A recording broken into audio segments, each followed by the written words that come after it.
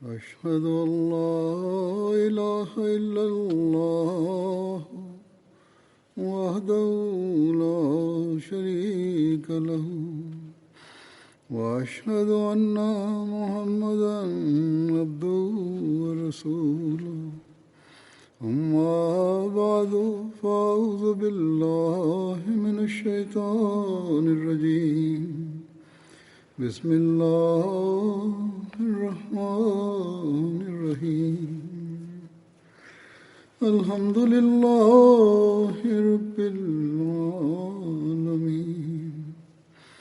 الرحمن الرحيم مالك يوم الدين إياك نعبد وإياك نستعين اهدنا الصراط المستقيم صراط الذين أنعمت عليهم غير المغضوب عليهم ولا الضالين.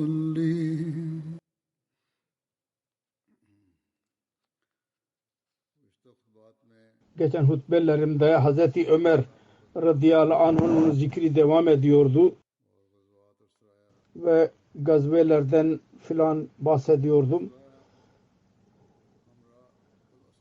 Gazve Hamraul Asad, bunun hakkında şöyledir: Uhud'dan sonra Resulullah sallallahu aleyhi ve sellem Medine'ye geri teşrif buyurdu ve kafirler Mekke'ye geri döndüler. Fakat Kureyş'in tekrar saldıracağı haberini aldı. Eshablarla birlikte bir yere kadar gitti, Hamraul Asad yerine. Hamraul Asad Medine'den 8 mil mesafede bir yerdir. Bu gazve konusunda Hz. Mirza Beşir Ahmed radıyallahu anh şöyle yazmıştır. Yazdığının bir kısmını ben beyan edeceğim. Zahirde Kureyş'in ordusu Mekke'nin yolunu tuttuydu. Fakat korkuluyordu ki bunlar Müslümanları gafil etmek için olmasın ve tekrar dönerek Medine'ye saldırmasınlar. Onun için o gecede bekçilik yapıldı Medine'de, koruma, ve Resulullah sallallahu aleyhi ve sellem'in evi özellikle konuldu. Eshablar orada bekçilik yaptılar. Sabah oldu, öğrenildi ki bu korku düşünceli, yalnız farazi değildi. Çünkü sabah namazından önce Resulullah sallallahu aleyhi ve sellem bu haber aldı. Kureyş'in ordusu Medine'nin birkaç mil mesafede duruyor ve Kureyş Ravusları arasında tartışma vardı. Bu zaferden fayda ederek neden tekrar saldıralım Medine'ye? Bazı Kureyşliler birbirini suçluyorlar, tan ediyorlar. Siz Resulullah sallallahu aleyhi ve sellem'i öldürmediniz ve Müslüman kadınları da cariye yapmadınız ve onların malını dahi ele geçirmediniz. Siz onlara üstün çıktıklarınız zaman ve onları yok etme fırsat elinize geçtiğiniz zaman onları bırakıp geri döndünüz ki tekrar kuvvetlensinler diye. Şimdi daha hala zaman vardır, geri gidelim ve Medine saldırarak Müslümanların kökünü kazıyalım. Bir güruh tayfe bunu diyordu. Ne olduysa onu ganimet bilelim ve Mekke'ye geri dönelim. Öyle olmasın ki bu elimizi geçen şöhret savaşı kazanmanın bunu da kaybetmeyelim. Bu zafer yenilgiye dönüşmeyelim. Fakat her neyse en sonunda coşkulu insanların düşüncesi üstü çıktı ve Kureyşler Medine'ye geri gelmek için hazır oldular. Hz. Resulullah sallallahu aleyhi ve sellem bu olayları haber aldığı zaman hemen anons etti. Müslümanlar hazır olsunlar. Fakat emretti. Uhud'a katılanlar dışında başka birisi bizimle beraber gelmesin. Bu dahi rivayet vardır bir yerde. Resulullah sallallahu aleyhi ve sellem Kureyş'in bu düşüncesini haber aldığı zaman Hazreti Ebu Bakir ve Hazreti Ömer'i çağırdı ve onlara haber verdi. Her ikisi fikir verdiler. Düşmanın arkasından gitmemiz lazım. Uhud'un mücahidleri, onların çoğu yaralıydılar. Kendi yaralarını sararak efendileriyle birlikte oldular. Ve yazılıdır ki o seferde Müslümanlar o kadar mutlulukla çıktılar. Coşkuyla. Sanki bir zaferi elde etmiş olan ordu çıkıyor. 8 millik mesafe kat ettikten sonra Resulullah sallallahu aleyhi ve sellem Hamraul Asad'e vardı. Şimdi akşam olduydu. Orada konakladı. Konaklama emrini verdi ve dedi ki değişik yerlerde ateşi alevlendirilsin. Göz göre göre Hamraul Asad'ın meydanısında 500 tane ateş yakıldı. Uzaktan görenin kalbini korkutuyordu. Galiba bu seferde Huza kabilesinin bir müşrik reisi Resulullah sallallahu aleyhi ve sellem'in hizmetine çıktı. Ve Resulullah sallallahu aleyhi ve sellem'e Uhud'un şehitleri konusunda sempatide bulundu. Başsağlığı diledi ve ondan sonra kendi yoluna girdi. İkinci gün Revaha adlı yere vardığı zaman bir de ne görsün ki Kureyş'in ordusu orada duruyor. Ve Medine'ye geri saldıracağını düşünüyorlar. Hemen Ebu Süfyan'ın yanına gitti ve ona dedi ki ne yapıyorsun? Valla ben Muhammed Resulullah sallallahu aleyhi ve sellem ordusunu Hamraul Asad'da bırakarak geldim. Öyle korkutucu bir ben ordu asla görmedim. Ve ordunun yenilgisinde o kadar coşku vardır ki sizi görür görmez yok edecekler. Ebu Süfyan ve korktular, bu etkilendiler ve Medine'ye geri döneceklerini iradesini terk ederek Mekke'ye geri gittiler. Hz. Resulullah sallallahu aleyhi ve sellem'in Kureyş ordusunun böyle kaçtığını haber aldığı zaman Allah-u Teala şükretti ve dedi ki bu Allah-u Teala'nın korkusudur. Kafirlerin kalbine koymuştur onu. Ondan sonra Hamraul Asad da 2-3 gün daha fazla orada ikamet etti. Ve Banu Mustalik Şaban 5 Hicri'de oldu. Ona Gazva Murisi dahi denilir. Bunun zikrini yaparken Hz. Mirza Beşir Ahmet radıyallahu anh şöyle yazdı. Kureyş'in muhalefeti gün geçtikçe çoğalıyordu.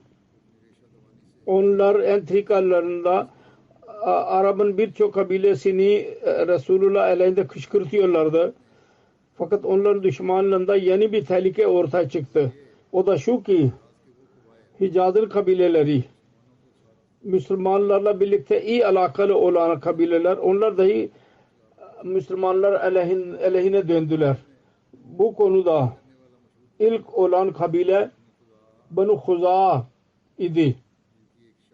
Onların bir dalı Banu Mustalik Medine aleyhinde saldırmak için hazırlandılar ve onların reisi Haris bin Zirar bölgenin diğer kabileleri tur ederek diğer kabileleri kendisiyle birleştirdi. Hz. Resulullah sallallahu aleyhi ve sellem bu olaydan haber aldığı zaman daha fazla dikkatli davranmak için bir sahabisi Bureyda bin Husayb adlı birisini haber almak için gönderdi.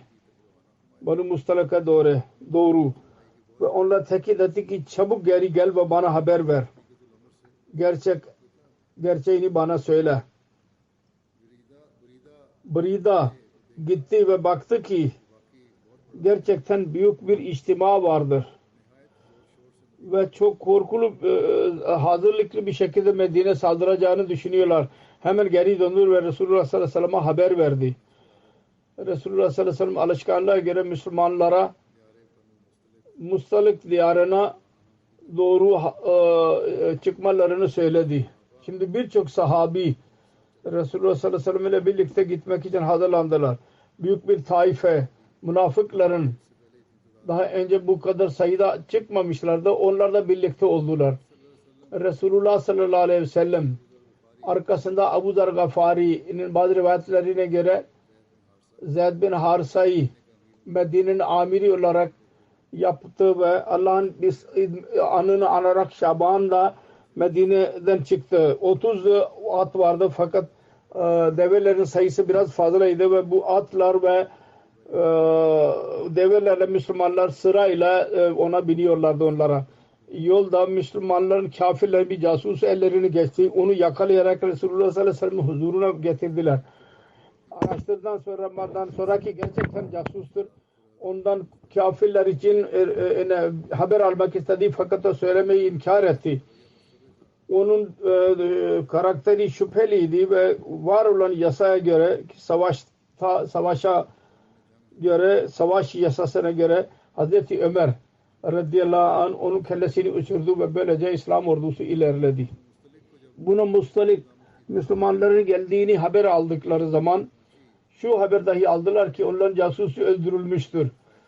Korktular. Asıl menşe şuydu ki Medine'ye hemen birdenbire saldıralım. Fakat Resulullah sallallahu aleyhi ve sellem'in açık gözlüğü yüzünden onları korktular. Çok korktular ve diğer kabileler onlara yardım için birleşmiş olan kabileler Allah-u Teala'nın tasarrufuna göre öyle korktular ki hemen onları bırakarak evlerine geri döndüler. Fakat Banu Mustalik Kureyşleri Müslümanların düşmanlığı için öyle hazırladılar ki onlar savaş niyetinden vazgeçmediler ve büyük hazırlıkla İslamiyet'in ordusuna karşı koymak için hazır bulundular. Hz. Resulullah sallallahu aleyhi ve sellem Mureysi adlı yere vardı. Bunun Mustalik onun yanında ikamet ediyorlardı. O denize yakın Mekke ve Medine arasında bir yerin adıdır. Resulullah sallallahu aleyhi ve sellem orada konaklamayı emretti ve safları ve bayrakları dağıttıktan sonra Hazreti Ömer'e emir verdi. İlerleyerek Banu Mustalik'ta ilan etsin. Eğer onlar hala İslam'ın düşmanlığından vazgeçerlerse ve Resulullah sallallahu aleyhi ve sellem'in hükümetini kabul ederlerse onlara emniyet verilecek ve Müslümanlar geri dönecekler. Ancak onlar sert bir şekilde inkar ettiler ve savaş için hazırlandılar. Hatta yazılıdır. İlk ok o savaşta atılan onların adamı attı o oku. Hz. Resulullah sallallahu aleyhi ve sellem onların bu durumunu görünce sahablara savaş emrini verdi. Savaş başladı. Muhalifler savaş başlatmışlardı. Her ikisi arasında oklar atıldı. Ondan sonra Resulullah sallallahu aleyhi ve sellem ashablara birdenbire saldırma emrini verdi. Birdenbire saldırın dedi. Ve bu birden saldırı neticesinde kafirler yenilgiye uğradılar. Müslümanlar öyle onları sardılar ki bütün kavim sınırlı gitti ve silahlarını bırakmaya mecbur oldular. Ve yalnız 10 kafir ve bir Müslüman şehit oldu. Ve böylece savaş sona erdi.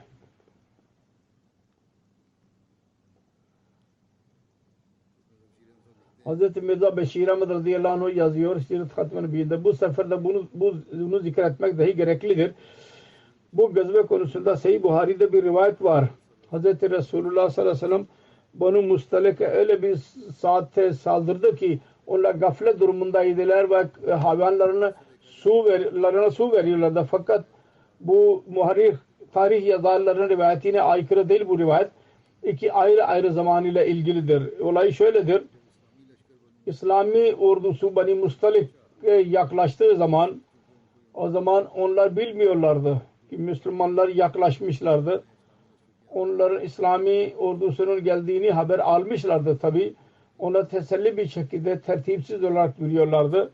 Ve bu duruma göre Sahih Buhari'nin rivayetinde işaret vardır. Fakat onlar Müslümanların geldiğini haber aldıkları zaman eski hazırlıklarına göre hemen saflara girdiler ve karşı koymak için hazırlandılar. Bu durum öyledir ki onun zikirlerini tarih yazarları yaptılar. Ve bu detaylarını Allama İbni Hacer ve diğer bazı araştırmacılar dahi aynı şekilde izah ettiler. Ve bu doğru gibi görünüyor. Gazve Banu Mustalik'ten geri dönüşünde bir olay dahi oldu. Sahih Müslim'de rivayet vardır. Hz. Cabir bin Abdullah beyan eder. Biz Resulullah sallallahu aleyhi ve sellem ile birlikte bir gazvedeydik. Yani gazve Banu Mustalik. Onlar muhacirlerden birisi Ansar'dan birisinin arkasına vurdu. Ansari dedi ki ey Ansar, muhacirler dedi ki ey muhacirler. Bunun üzerine Resulullah sallallahu aleyhi ve sellem buyurdu. Her ikisi kendi insanlarına yardım için çağırdılar. İnsanlar ve muhacirler. Resulullah sallallahu aleyhi ve sellem'e bu muamele ulaştı. Dedi ki bu cahiliyenin sesleri nedir? Bu ses gürültü duyuyor. Ona dedi ki ya Resulullah muhacirlerden birisinin arkasına vurdu. Bunun üzerine Resulullah dedi ki bunu terk edin. Bu kötü bir şeydir. Bu boş sözler söylemeyin. Küçük şeyler üzerinde savaşmayın. Abdullah bin Ubay bunu dinlediği zaman o da oradaydı. Dedi ki onlar böyle yaptılar. Bir muhacir Ansar'ın arkasına vurdu. Kemerine. Bir defa belki vurmuş olabilir. Fakat Allah adına yemin ediyorum eğer Medine'ye geri gidersek mutlaka oranın en onurlu zatı İyazu Billah en düşük zatı oradan çıkaracak. Hazreti Ömer arz etti. Ya Resulallah bana izin verin ki ben bu münafığın kellesini uçurayım. Bunun üzerine Resulullah sallallahu aleyhi ve sellem buyurdu. Bırak. İnsanlar demesinler. Muhammed sallallahu aleyhi ve sellem kendi dostlarını öldürtüyor. Bu olayın detayları Sirat Hatem-i Nebi'inde şöyle beyan edilmiştir. Ben onu terk ediyorum. Daha önce beyan etmiş bulunuyorum. Her neyse Abdullah bin Ubay'ın son zamanların durumundan bahsederek Sirat İbni Hişam'da yazılıdır. Ondan sonra Abdullah bin Ubay öyle bir söz söylediği zaman onun kavmi onu azarlardı. Resulullah sallallahu aleyhi ve sellem bu durumu öğrendiği zaman Hazreti Ömer bin Hattab'a dedi ki ey Ömer sen onu öldürmek için izin istiyordun. Eğer ben onu öldürtseydim insanlar öfkelenirlerdi ve şimdi onlara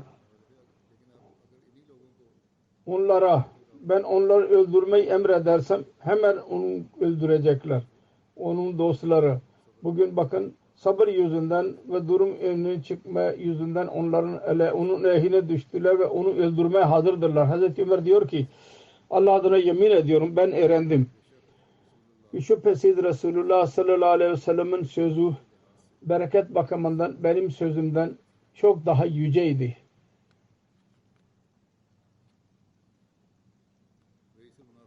Münafıkların reisi Abdullah bin Ubay'ın cenaze namazını Resulullah sallallahu aleyhi ve sellem kılmak istedi.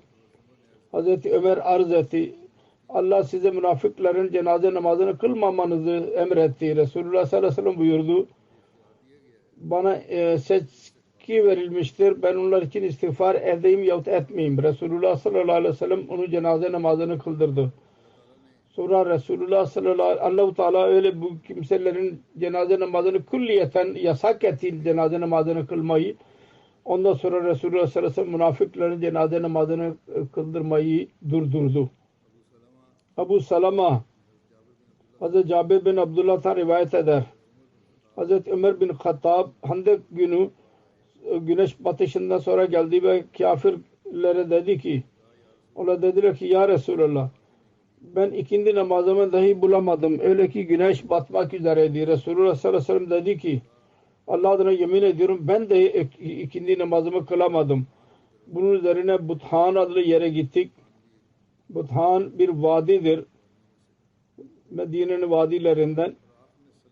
Ve Resulullah sallallahu aleyhi ve sellem orada namaz için abdest aldı. Ve biz dahi abdest aldık. Ve güneş batışından sonra ikindi namazını kıldı. Ondan sonra Resulullah sallallahu aleyhi ve sellem akşam namazını kıldırdı. Bu Buhari'nin rivayetidir.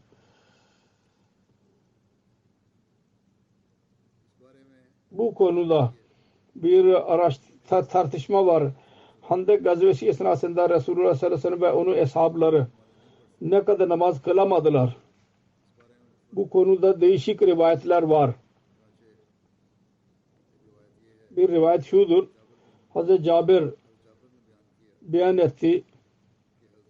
Hazreti Ömer Handek günü kafirleri sövmeye başladı ve dedi ki ben ikindi namazımı bulamadım ki güneş battı. Diyordu ki biz Buthan'a indik ve orada güneş battıktan sonra namaz kıldı. Sonra akşam namazını kıldı. Sahih Buhari'de dahi aynı rivayet var. Fakat ince de vardı ki Resulullah sallallahu aleyhi ve sellem dahi birlikteydi.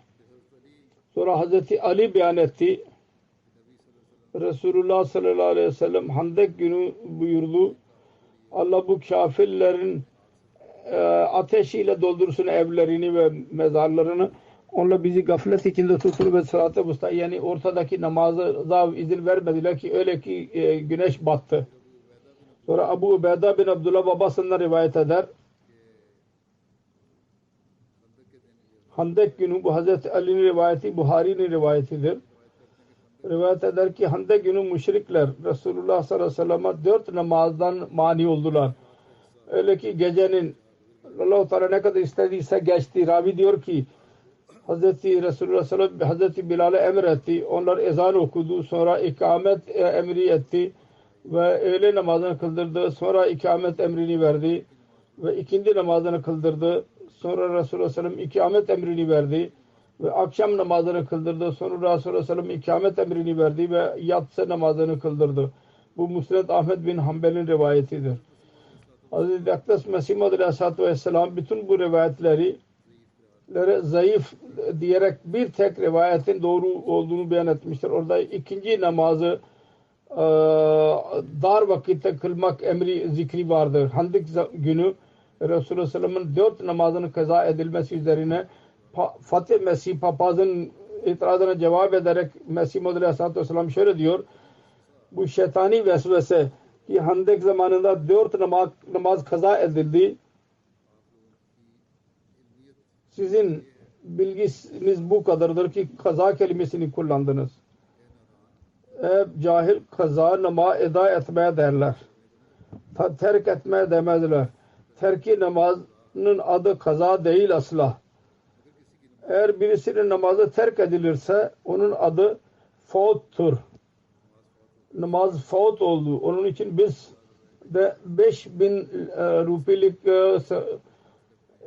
slogan verdiler. Cahiller dahi veriyorlar ki kaza manasını dahi bilmiyorlar. İslam'a itiraz ediyorlar. Bu yeri dahi, bu kelimeyi dahi yerinde kullanamıyor. Onun cahilin ne geçi var ki ince konular hakkında fikirleri sürsün. Kaldı ki Handek kazmak zamanında 4 namaz cem edildi. Bu ahmakane vesvesenin cevabı şudur. Allah-u Teala diyor ki dinde harç yoktur. Yani öyle bir sertlik yoktur ki insanı helak etsin. Onun için bela zamanında ve ihtiyaç zamanında namazını cem etmeyi ve kasır etmeyi emretti. Fakat burada bizim asla bir hadiste 4 namazı cem etmenin zikri yoktur. Fathul Bari Şerh Sahih Buhari'de yazılıdır. Gerçek yanlış şu oldu. Bir namaz yani Salatul Asr az bir dar bir vakitte eda edildi. Eğer bizimle beraber olsaydı bizim önümüzde biz kendisine oturarak sorardık. Muhalife muhatap ederek Mesih Maud aleyhisselam diyor. Acaba muttafak aleyh rivayet midir ki 4 namaz faut oldu? 4 namaz şer'a bakımından cem olabilir.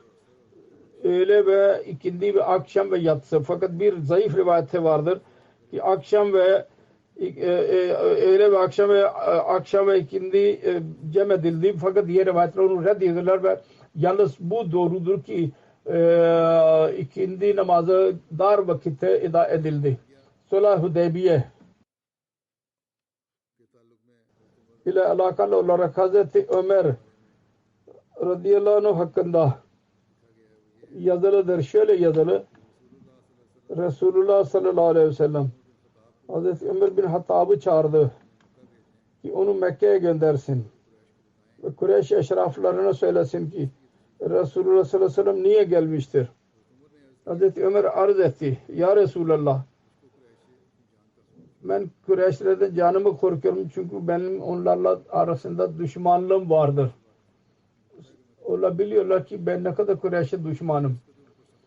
Ben ne kadar sert davranıyorsam benim kamu Bani Adi bin Kab birisi Mekke'de yok beni korumak için. Onun için biraz inkibaz gösterdi. Bir rivayete göre Hazreti Ömer bu seferde Resulullah sallallahu aleyhi ve sellem'e şunu dahi arz etti. Ya Resulallah, eğer istiyorsanız ben onların yanına gideyim. Fakat Resulullah sallallahu aleyhi ve sellem bir şey buyurmadı. Hazreti Ömer daha fazla arz etti. Ben öyle bir zatı size söyleyebilirim ki Kureyş yanında benden daha fazla onur sahibidir. Hazreti Osman bin Affan. O zaman Hazreti Osman'ı talep etti Resulullah ve Ebu Sufyan ve diğer eşraflara gönderdi ki Osman onlara haber versin ki Resulullah sallallahu aleyhi ve sellem savaş için gelmedi. Yalnız Kabe'yi ziyaret ve onun hürmetine yüceltmek için geldi. Bunun tefsiri Hazreti Osman'ın konusunda beyan edilmiştir. Hazreti Mirza Beşir Ahmet yazmıştır. Hudeybiye'nin şartları yazılıyordu. O arada Mekke'nin Kureyşi Süheyl bin Amr'ın oğlu Abu Candal prangalar içinde meclise ulaştı. Genci Mekke ahalisi Müslüman olmak üzerine onu esir tuttular ve azap veriyorlardı.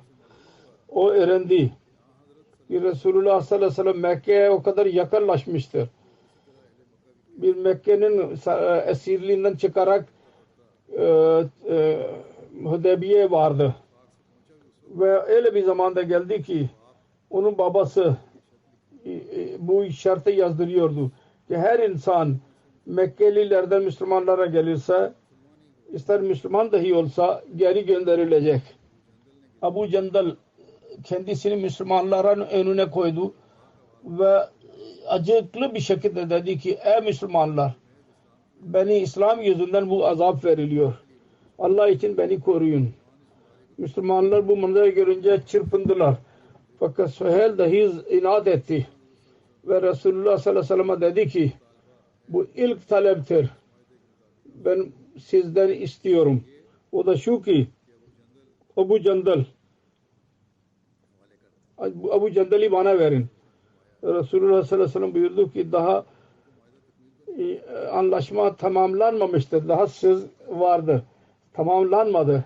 Süheyl dedi ki eğer Abu Candal'i geri göndermezseniz bu anlaşma yok sayın. Resulullah sallallahu aleyhi ve sellem dedi ki muameleyi sona erdirmek için gel bırak ve biz ihsan murabet olarak Abu Candal'ı ona verin. Süheyl dedi ki hayır bu olmayacak. Abu Candal'ı bize ver. Dedi ki Süheyl inat etme. Benim bu sözümü kabul et. Süheyl dedi ki ben asla bunu kabul edemem. Bu sefer Abu Candal yine dedi ey Müslümanlar, sizin bir Müslüman kardeşiniz bu azap durumunda müşriklere geri mi gönderilecek? Bu çok tuhaf bir durumdur ki Abu Candal o ana kadar Resulullah sallallahu aleyhi ve sellem'e söylemedi. Ama Müslümanlara söyledi. Sebep şuydu ki o biliyordu Resulullah sallallahu aleyhi ve sellem'in kalbinde ne kadar acı olursa olsun anlaşmayı bozmayacak. Fakat ama Müslümanlardan onu bekliyordu.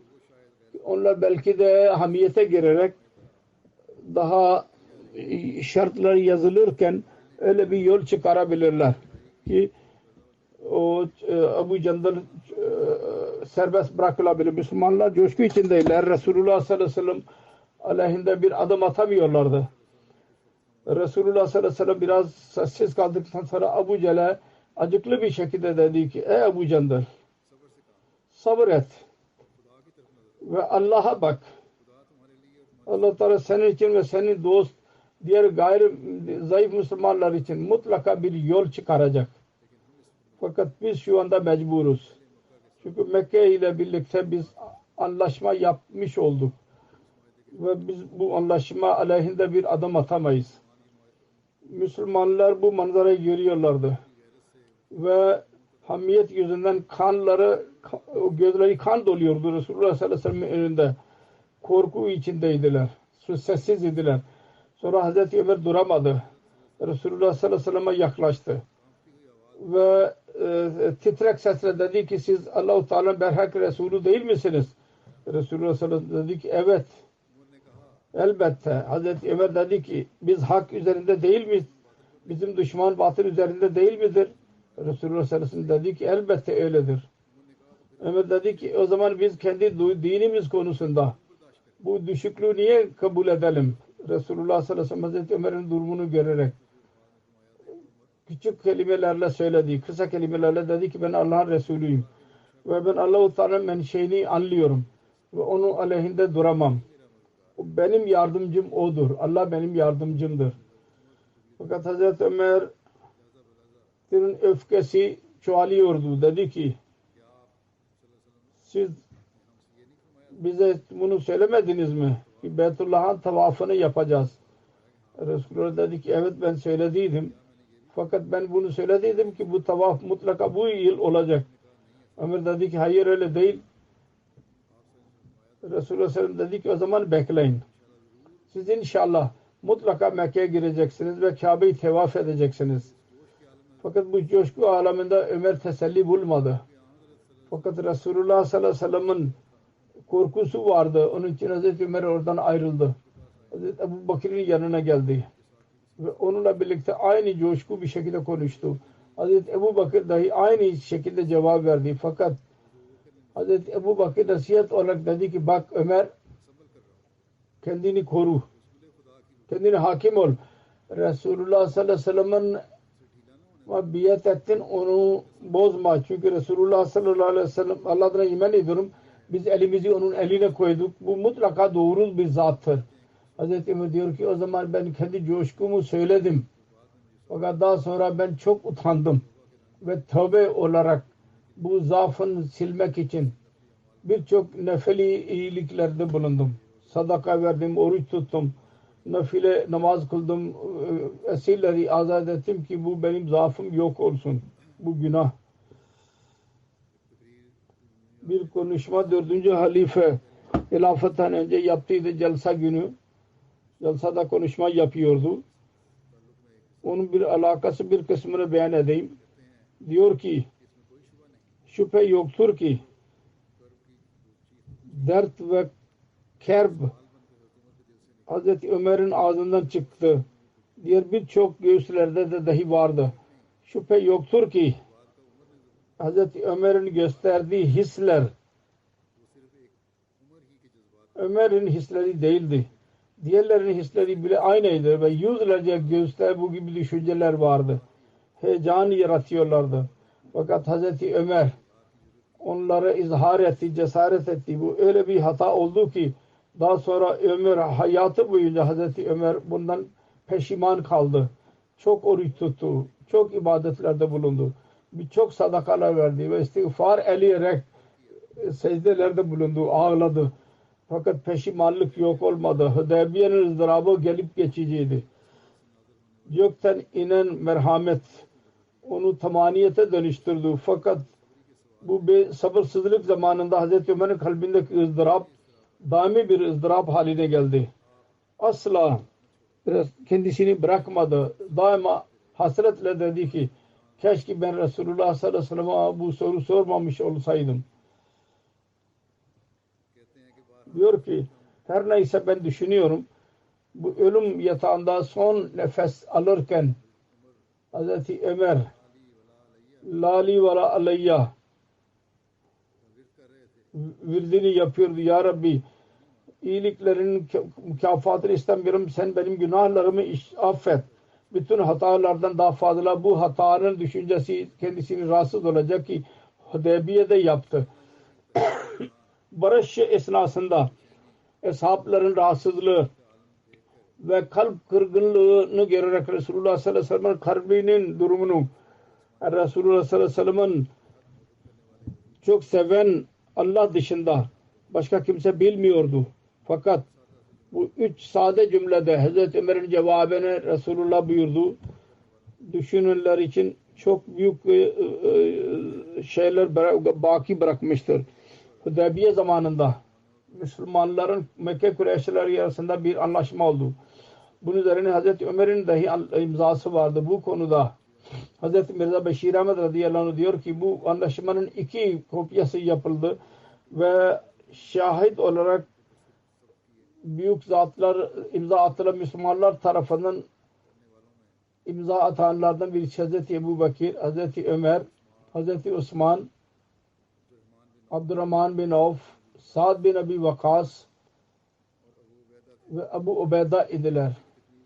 Anlaşmadan sonra Süheyl bin Amr bir kopya alarak Mekke'ye geri döndü ve ikinci kopya Resulullah sallallahu aleyhi ve sellem'in yanında kaldı.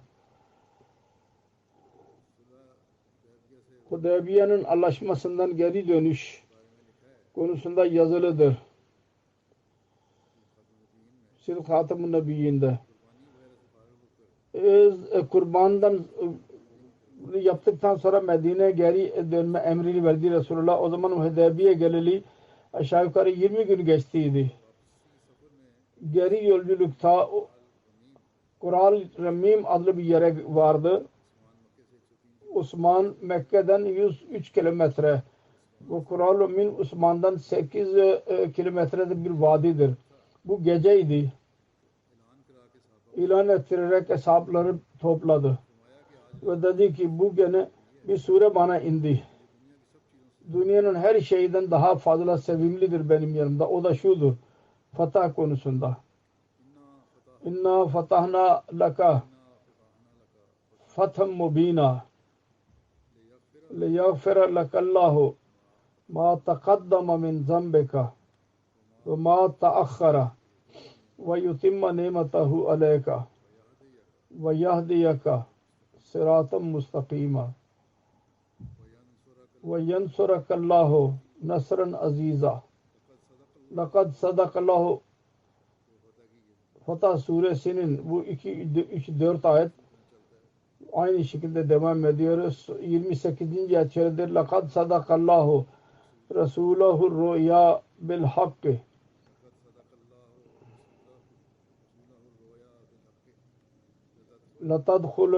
لَتَدْخُلُنَّ الْمَسْجِدَ الْحَرَامَ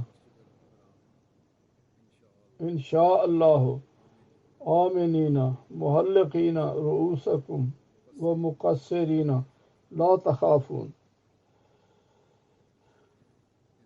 Yani ey Resul, biz size büyük bir zafer verdik ki senin için öyle bir devri başlatalım ki senin gelecek ve geçmiş bütün zaafları örtülmüş olsun ve Allah-u Teala nimetini senin üzerine tamamlasın ve senin için başarı yollarını açsın ve mutlaka sana yardım edecek. Hak şudur ki Allah-u Teala kendi Resulünün rüyasını tamamladı. O Resulüne gösterdiydi. Şimdi siz inşallah mutlaka emniyet durumunda Mescid-i Haram'a geleceksiniz. Ve Allah yolunda kurban keserek kendi saçlarını kestireceksiniz. Ve size korku olmayacak. Yani eğer bu sene Mekke'ye girseydiniz bu emniyet olmazdı. Savaş durumunda girmiş olurdunuz. Fakat Allah-u Teala emniyet gösterdiydi rüyada. Onun için bu sene anlaşma üzerinde bunu gösterdi ve inşallah Allah-u Teala'nın gösterdiği rüyaya göre emniyet durumunda Mescid-i Haram'a girmiş olacaksınız ve aynısı şekilde davranıldı. Resulullah sallallahu aleyhi ve sellem bu ayetleri okudu. Bazı hesaplar kalbinde hala Hudeybiye'nin acılığı vardı. Biz biliyorduk ki biz başarısız geri gidiyoruz ve Allah-u Teala bize müjde veriyor. Bazı aceleci sahabeler bu gibi kelimeler söylediler. Bu zafer midir ki biz Beytullah'tan mahrum olarak geri gidiyoruz? Resulullah sallallahu aleyhi ve sellem'e bu gel ulaştı ve çok öfkelendi. Ve kısa bir konuşmada coşkulu bir şekilde dedik. Bu behude bir itirazları düşünülürse gerçekten Hudeybiye'nin anlaşması bizim için büyük bir başarıdır. Kureyş bizim için Kureyş geldiler. Terk ederek emniyet anlaşmasını yaptılar ve gelecek sene için Mekke kapılarını bizim için açma sözünü verdiler ve biz emniyetle onların fitnelerinden korunarak gelecek zaferin kokusu olarak geri gidiyoruz. Bu büyük bir zaferdir. Sizler bu manzaraları unuturuz mu ki bu Kureyşliler Uhud ve Azab nasıl size saldırmışlardı. Bu yer size daralmıştı o zaman ve sizin gözleri korku doluydunuz o zaman. Bu Kureyşler sizin üzerinde anlaşma yapıyorlar. Eshablar derler ki evet biz anladık ya Resulallah. Sizin gözünüzün ulaştığı kadar bizim gözümüz ulaşamadı. Fakat biz şimdi anladık ki gerçekten bu anlaşma bizim için büyük bir zaferdir. Resulullah sallallahu aleyhi ve sellem'in konuşmasından önce Hazreti Ömer çok öfkeliydi, beyan ediyor. Hudeybiye'nin dönüşünde Resulullah sallallahu aleyhi ve sellem geceleyin yolculuk esnasındaydı.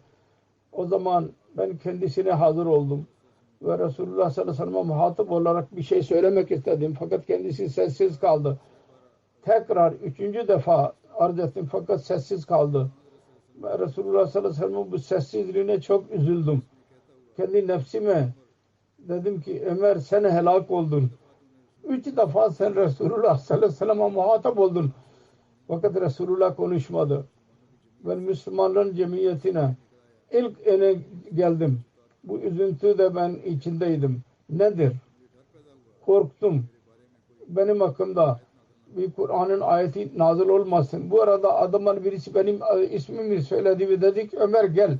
Resulullah seni hatırlıyor. Ben dedim ki benim hakkımda mutlaka bir ayet inmiştir. Ben korkarak hemen Resulullah sallallahu aleyhi ve sellem'in huzuruna çıktım. Selam verdim ve yaklaştım. Resulullah sallallahu aleyhi ve sellem buyurdu. Bana öyle bir suret nazil oldu. Dünyanın bütün şeylerden daha sevimlidir. Sonra Fatah suresinin ayetlerini okudu. Hazreti Ömer arz etti. Ya Resulallah bu barış hakikaten zafer midir? Resulullah sallallahu aleyhi ve sellem dedi ki evet bu bizim içimiz zaferdir. Bunun üzerine teselli olarak Hazreti Ömer sessiz kaldı. Ondan sonra Resulullah sallallahu aleyhi ve sellem Medine'ye geri teşrif buyurdu. Hazreti Musleh Mevud radıyallahu anh diyor Hudeybiye zamanında Resulullah sallallahu aleyhi ve sellem Mekke müşrikleriyle anlaşma yaptı. Bunun yüzünden ashablarda o kadar rahatsızlık doğdu ki Hazreti Ömer gibi bir zat dahi Resulullah sallallahu aleyhi ve sellem'in yanına gitti. Ve dedi ki ya Resulallah Allah-u Teala size söz vermedi mi ki biz Kabe'ye tevaf edeceğiz. İslami üstünlük bu kadar değildi. Resulullah dedi ki elbette. Sonra dedi ki biz niye anlaşma yaptık? Resulullah sallallahu aleyhi ve sellem dedi ki Allah-u Teala söz verdiydi ki biz tavaf edeceğiz. Fakat bu sene demedi ki bu sene yapacağız. Bu zikir devam ediyor. İnşallah Teala geri kalanı inşallah Teala gelecekte dahi devam edecek.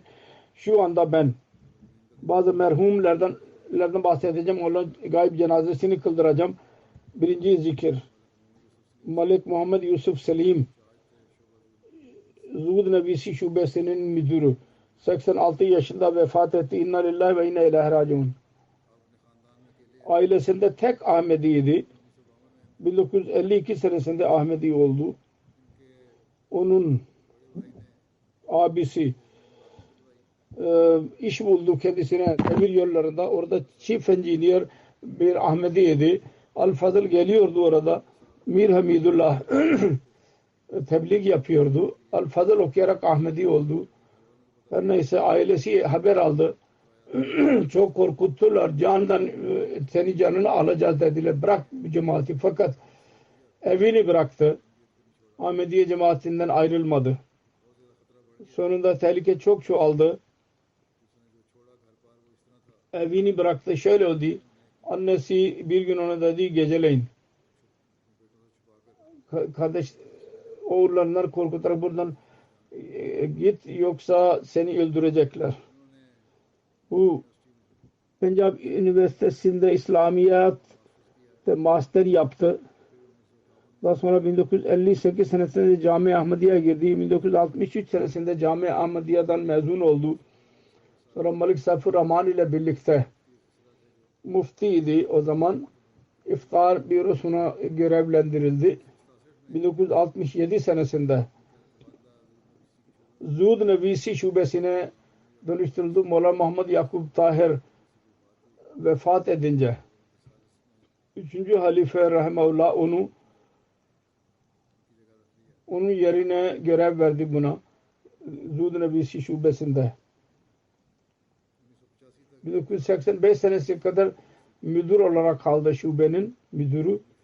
Zuhud Nebisi de bürosunda kendisine halifenin hutbeleri, programları, turların raporunu hazırlama görevi vardı. 1978 senesinde Kasr-ı Selib konferansı oldu Londra'da. 3. halife katıldı. Onda dahi Emirül Mu'minin ile birlikte rapor hazırladıydı. Buradaydı. 4. halife Rahimahullah ile birlikte Sıvan-ı Fazl-ı Umar esnasında dahi çok yardım etti. Ve 4. halife ahsen bir şekilde kendisinden bahsetti. 4. halife 1983 senesinde Avustralya, Fiji ve Singapur'a tur yaptı. Malik Yusuf Selim Bey kendisiyle birlikteydi. Ve hicretten sonra hutbelerin audio kasetlerini hazırladı. Çok güzel bir şekilde. Ve bizzat kendisi Feysalabad'a giderek bir yere giderek audio kaset yapıyordu dikkatli bir şekilde ve geri dönüyordu. Murabbi silsile dahi kaldı birkaç sene. Tahir Foundation'da Hutbat-ı Tahir üzerinde çalıştı. Privat sekreterinde, özel kalem müdüründe şuranın programlarını, raporlarını hazırladı. Her neyse. Kısacası emekli olduktan sonra tekrar iş yaptı. Sonra hastalık yüzünden 2013 senesinde izin aldı. 2 defa evlendi. Birinci evliliğinden karısı vefat etti. Bir kız doğdu. Sonra ikinci kız doğdu. 2 oğul ve 3 kız vardır ondan. Onun kızı Kutsiya Mahmud diyor ki bizim babamız Allah-u Teala ile alaka bizim kurdu. Bize çok nasihat etti. Namazlara bağlı kalırdı.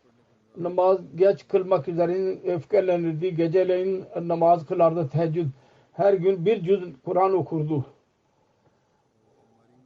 Hastalık esnasında dahi durum böyleydi. Soruyordu. Namaz vakti oldu mu olmadı mı? Hilafeti seven ve itaat kendisinde vardı. Hilafeti çok severdi. Derdi ki itaat-i hilafette bütün bereketler var. Ahmediye için çok zorluklara baş başa kaldı.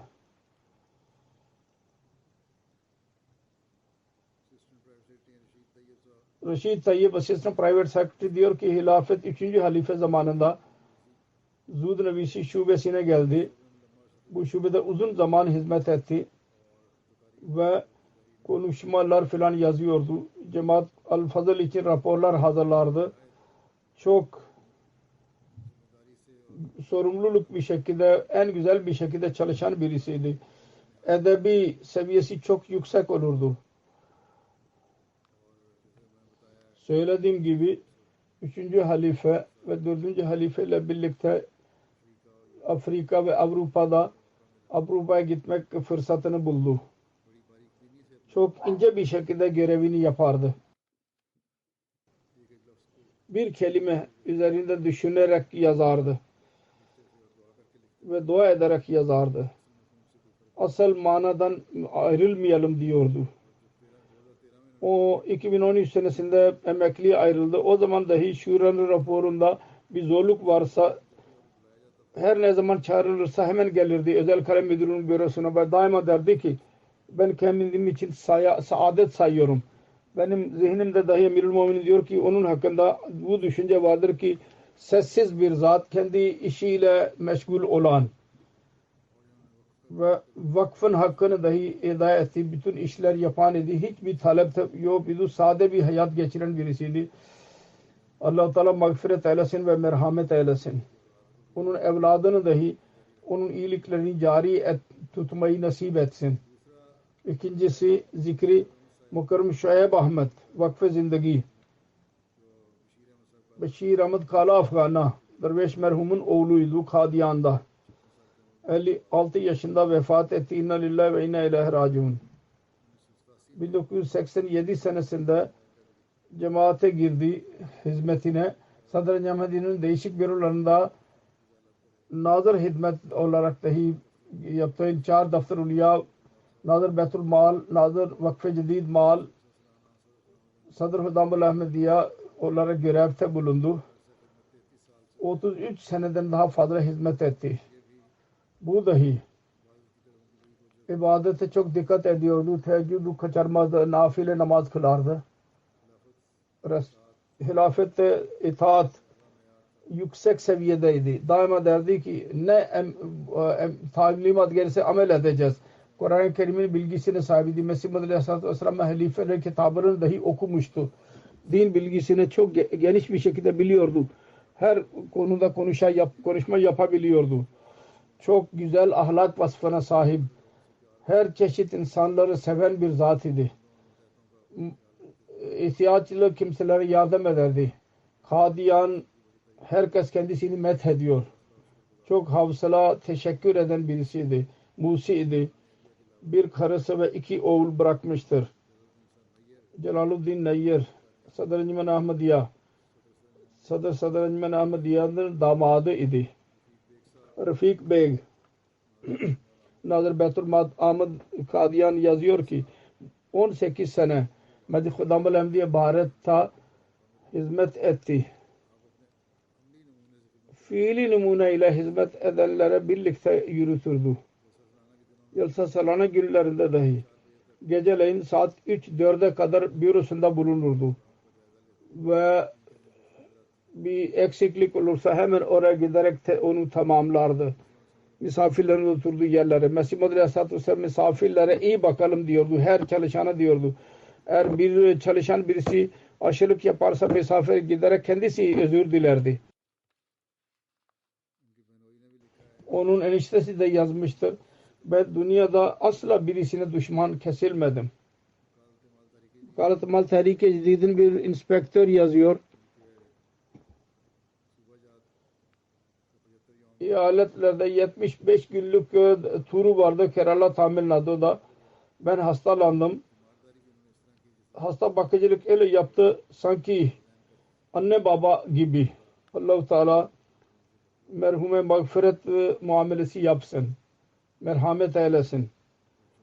Çocuklarını ve karısına sabır versin. Ve iyiliklerini devam ettirmeyi nasip etsin. Ondan sonraki zikir Maksud Ahmet Bhatti Muballik Silsila Kadiyan 18 Mayıs günü 52 yaşında vefat etti. İnna lillahi ve inna ileyhi raciun. Merhum Ahmediye Cemaat Çarko Rajuri Jammu ve Kaşmir'den idi. 30 sene hizmet etti.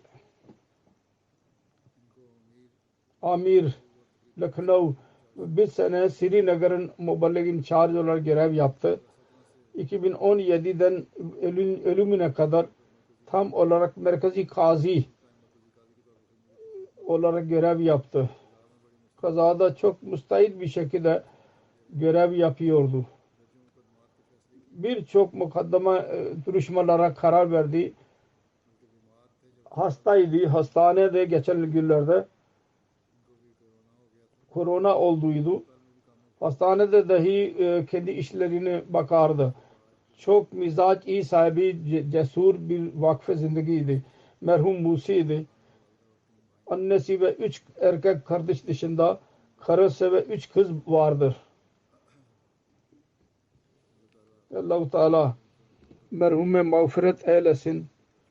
Çocuklarına, kızlarına dahi korusun ve onların iyiliklerini devam ettirmeyi nasip etsin. Ondan sonraki cenaze Caved İkbal Faysalabad'ın zikridir.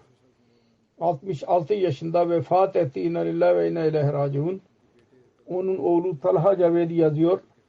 Onun ailesinde Ahmedi, onun dedenin babası Baba Çakira vasıtasıyla oldu. Onun işi vardı.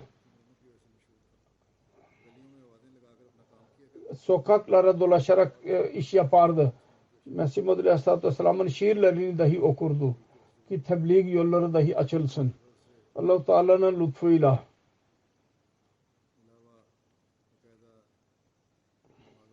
Namaz dışında teheccüdü kaçırmaz.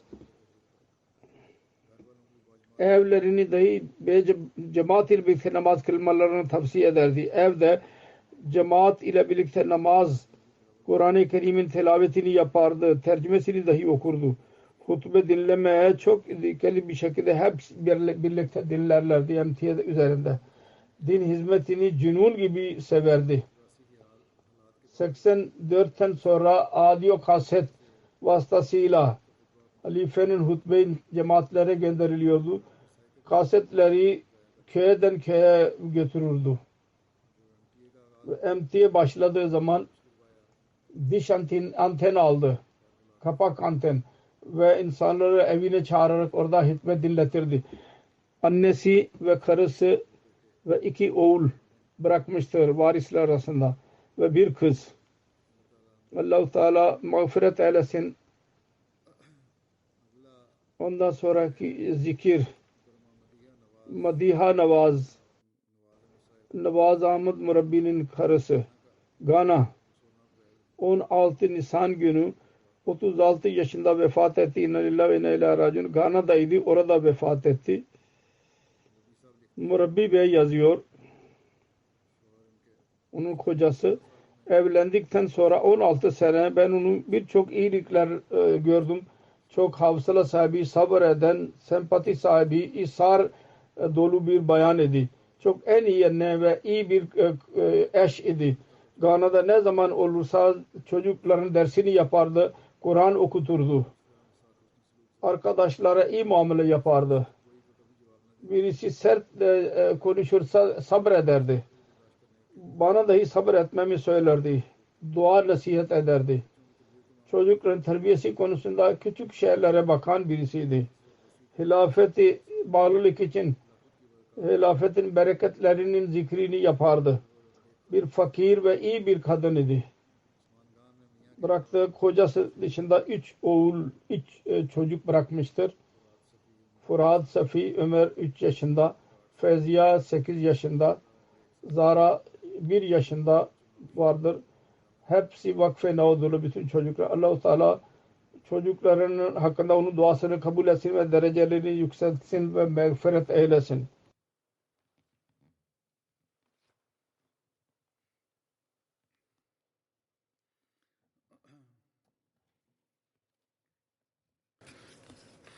Elhamdülillah nahmeduhu ve nesta'inuhu ve nestağfiruhu ve nu'minu bihi ve netevekkalu aleyh ve na'udzu billahi min şururi enfusina ve min seyyiati a'malina. Men yahdihillahu felâ mudille lehu ومن يضلل فلا هادي له ونشهد أن لا إله إلا الله ونشهد أن محمدا عبده ورسوله عباد الله رحمكم الله إن الله يأمر بالعدل والإحسان وإيتاء ذي القربى وينهى عن الفحشاء والمنكر والبغي يعظكم لعلكم تذكرون اذكروا الله يذكركم وادعوه يستجب لكم ولذكر الله أكبر.